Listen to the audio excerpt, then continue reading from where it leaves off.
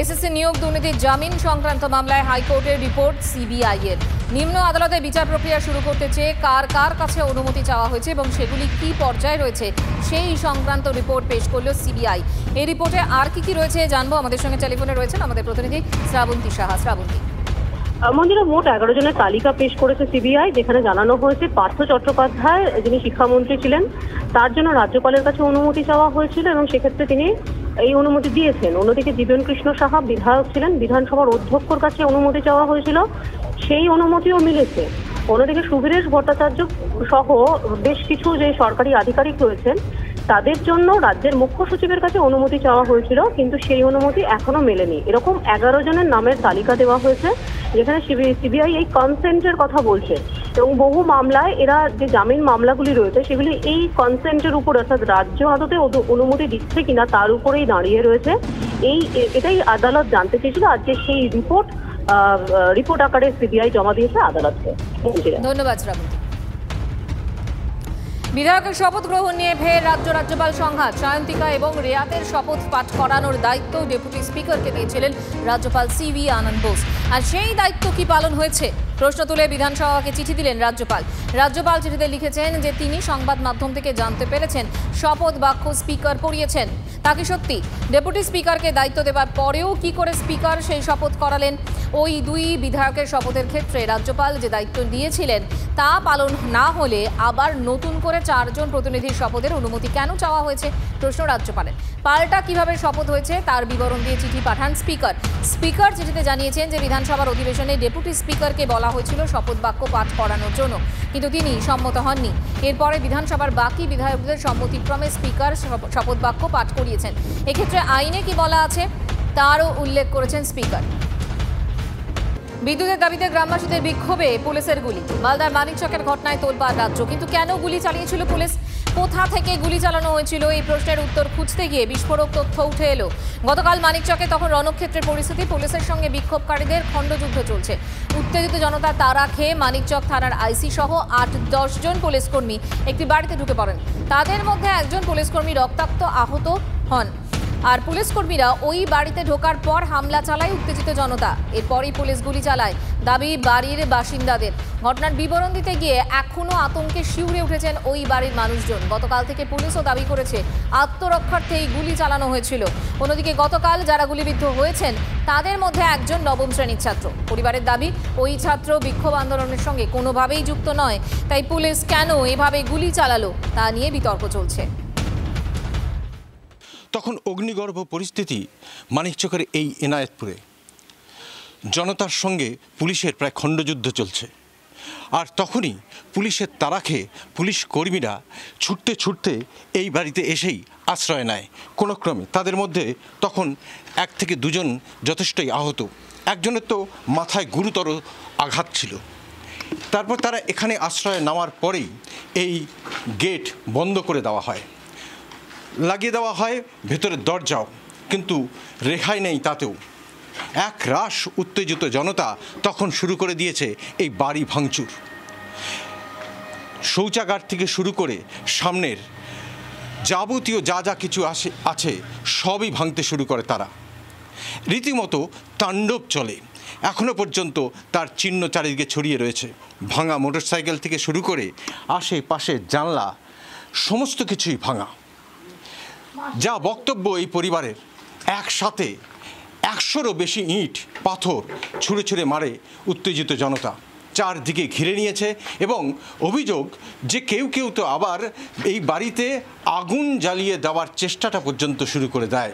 কেউ তো আবার নাকি পেট্রোল নিয়ে চলে আসে।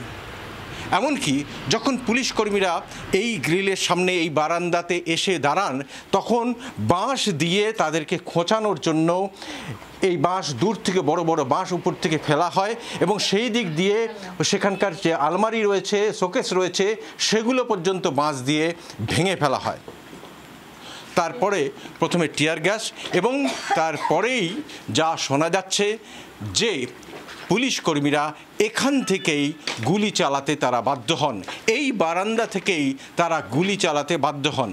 পুলিশ এসে ওই জায়গাটাতে কি হয়েছে না হয়েছে জানি না, ব্লাড মাথাতে নিয়ে দৌড়ে আমাদের বাড়ির দিকে এসেছে। এই বাড়ির ভেতরে? হ্যাঁ, বাড়ির ভিতরে আমরা কাঁদাকাটি করতে ধরলাম, ইট ছাড়ছে, চাই তো আমাদের জীবনটা চলে যাবে। যেরকম ছোট ছোট বাচ্চা আছে তাদেরকে নিয়ে আমরা চলে গেলাম ওইদিকে। কারা হামলা করেছে? এই পাবলিকরা করেছে, লাইন নিয়ে। এরকম হয়েছে কি বাড়িওয়ালাও শেষ হয়ে যাবে, তার জন্যে ওরা ফাঁকাতে ভাবে করছিল, গুলি চালিয়েছিল। হ্যাঁ, পুলিশ এখানেই ছিল। এখানে থাকার পর ঢিল পাথর সব মারতে চালু করলো। ওরা তো বাড়ির ভিতর থেকে ওই আসু গ্যাস বলে না কি বলে ওটা ফেলার পর ওটাকে উঠিয়ে ওদিক থেকে এদিকে ফেলে দিল। বাড়িতে ছোট ছোট দুটো বাচ্চা ছিল, ওই 8-9 মাসের বাচ্চাগুলো অনেক কান্নাকাটি করছিল। তার গুলি একদম লাস্টের দিকে চালিয়েছে। বাইরে ফায়ারিং করলো, বাইরে ফায়ারিং করার পর না হলো, তারপরে ওই গুলি চালিয়েছে এইসব হ্যাঁ, এই বারান্দা থেকেই চালিয়েছে। গুলি তো লেগেছে পুলিশের হাত দিয়ে না, গুলি ফায়ারিং করলো পুলিশ। হ্যাঁ, তো পুলিশকে দোষ ধরা যাবে এখন পারে কি? আলি গিয়েছিল পুরি খেতে, তো ওখানে ওকে গুলি লেগে গিয়েছে। কিভাবে? কোথায়? এনআই পুলিশ স্টেশনে। দূর থেকে লেগেছে, কাছে নাকি কাছে গিয়েছে ওগুলা কাছেও না, দূরে আছে। দূর থেকে কিভাবে ওর পায়ে লেগে গিয়েছে? গুলি চালানো হলো কেন? আদৌ কি গুলি চালানোর মতো পরিস্থিতি ছিল? এই নিয়ে এখনো পর্যন্ত বিতর্ক কিন্তু এখনো সমানভাবেই চলে আসছে। মালদা থেকে ক্যামেরায় মুজিবর শেখের সঙ্গে শুভতোষ, TV9 বাংলা। TV9 বাংলায় বিস্ফোরক মানিকচক সাবস্টেশনের অপারেটর। বিদ্যুৎ ভবনের অবহেলার কারণেই এমন ঘটনা। 5 বছর আগেই কাজ শুরু করা উচিত ছিল। বারবার জানানো সত্ত্বেও বিদ্যুতের তার বদল করা হয়নি। টাওয়ারের কথা পরে ভেবে আগে তার বদলালেই হতো। বিদ্যুৎ চুরি করে হাজার হাজার টোটো চার্জ দেওয়া হচ্ছে, হাত গুটিয়ে বসে থাকে বিদ্যুৎ দফতর। বিস্ফোরক দাবি মানিকচক সাবস্টেশনের অপারেটরের। টাওয়ারের লাইনে আমাদের যে TCL এখন কাজ হচ্ছে, এই কাজটা আমাদের 5 বছর আগেই দরকার ছিল হওয়া। সেহেতু এখন ম্যাক্সিমাম চাহিদা বেড়ে গেছে পাবলিকের, সেহেতু চাহিদাটা আমাদের এখান থেকে দিতে পারছে না। আর আমাদের যারা আছে, আমাদের ডিপার্টমেন্টে যারা উঁচু পোস্টে আছে, তো ওদেরই এগুলো নোটশিটের ব্যাপার। আমাদের যে DM আছে বা বিদ্যুৎ ভবন আছে আমাদের, ওখান থেকে নোটশিট না হলে তো আর আমাদের এগুলো করতে পারবে না। মানে ওরা এখানে কোনো রকমভাবে কোনো নির্দেশও দেয়নি, কোনো উদ্যোগও দেখায়? হ্যাঁ, সেটা তো আমি বলতে পারছি না। ব্যাপারটা হচ্ছে না হলে তো অনেক প্রয়োজনটা হচ্ছে 5 বছর আগে। হ্যাঁ, সেটা যদি করতো তাহলে আপনারা এখানে খুব স্বাভাবিকভাবেই হতো। হ্যাঁ, তো তার মানে বিদ্যুৎ ভবন থেকে যে উদ্যোগটা দেখানোর কথা ছিল, হ্যাঁ, সেটা দেখানো হয়নি। হ্যাঁ, 5 বছর আগেই যে আমাদের TCL যে হচ্ছে এখন, হ্যাঁ, এই 5 বছর আগেই এটা আমাদের এখানে দরকার ছিল। তাহলে আমাদের পাবলিকের যা চাহিদা, টোটাল চাহিদাটা এখন দিতে পারতাম আমরা পাবলিককে। 9টার পরে আমাদের ম্যাক্সিমাম লোড একদম 1 ঘন্টার মধ্যে ম্যাক্সিমাম লোড হয়ে যাচ্ছে। কারণ ওই যে ম্যাক্সিমাম লোডটা টোটালটাই টোটো চার্জের জন্য চলে যাচ্ছে। টোটো এই এলাকাতে তো হাজার কেন, প্রচুর টোটো। এখানে আমরা আপনার ওই 900 সাড়ে 900 অবধি আমাদের নর্মাল থাকছে, না অ্যাম্পিয়ার।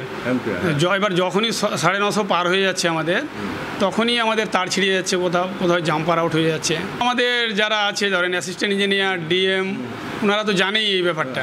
তাও বললেন ওনারা জেনেও ওনাদের ডেলি আছে ওনাদের কাছে এই খবর। আর এত ড্যামেজ হয়েছে তার আমাদের নিতেই পারছে না। তো সেই তারটুকু চেঞ্জ করে দিচ্ছে না, তারটুকুও চেঞ্জ করছে না। বিপজ্জনক পরিস্থিতি। এখানে আমরা ডিউটি করছি, আমাদের সেই রকম কোনো নিরাপত্তা নাই।